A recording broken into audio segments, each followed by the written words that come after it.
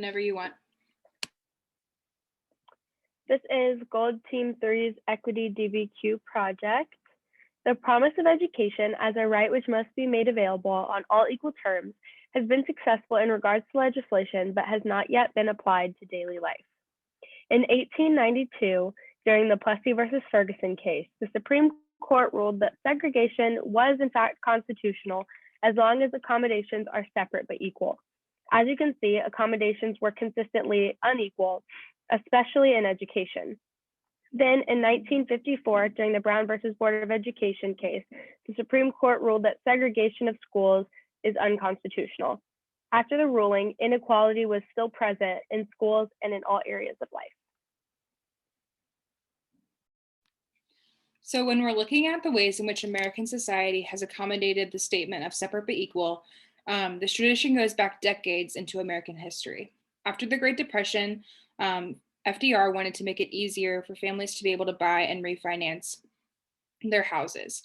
And according to the NPR video, this caused there to be lines in districts drawn in cities, preventing lower income families in poorer neighborhoods from buying properties. In 1968, the Fair Housing Act was passed, making it easier on paper for citizens in lower income communities to buy homes, since sellers could not discriminate based on race. And this, however, proved to be unsuccessful as the rule was not enforced, and can be seen even today that those living in poorer areas do not have the same access to education, including nicer school buildings, supplies, and well-equipped teachers. Years after the landmark decision of Brown versus Board of Education, the population of Black and Hispanic students in low-income schools has increased drastically. That being said, it is clear to see that while the decision may be successful in regards to the legislation standpoint, it is not equal when applied to daily life.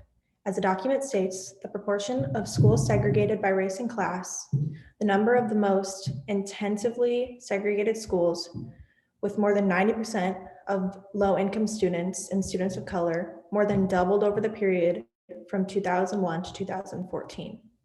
Brown versus Board of Education stated that every student deserves the chance at an equal shot of success in the classroom. Therefore, it is important to enforce this and create revisions to the system in order to merge the gap of equity and equality.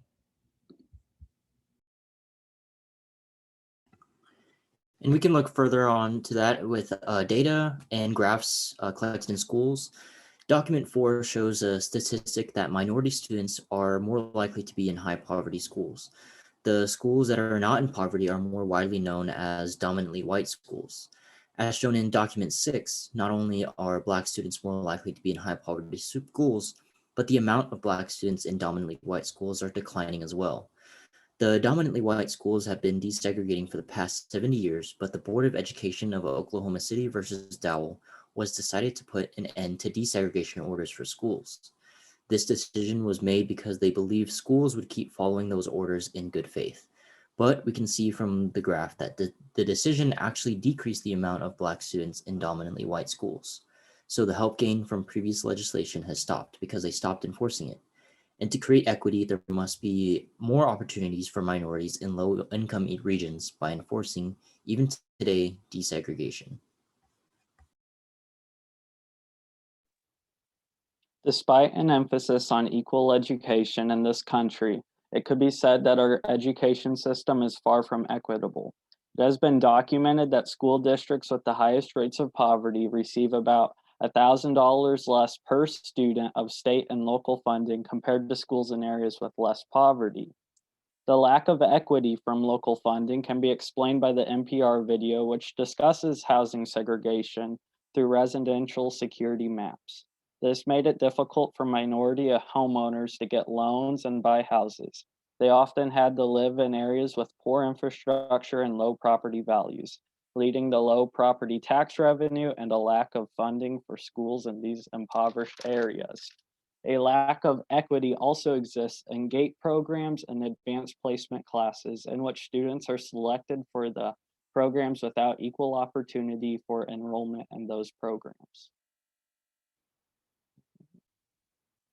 Some potential solutions for this lack of equity could be for states to more equitably distribute funding to districts in low-income areas. rezone districts to provide a more equal spread of wealth, as well as remove having to qualify or be placed in GATE programs and allow students to enroll in them if they want to.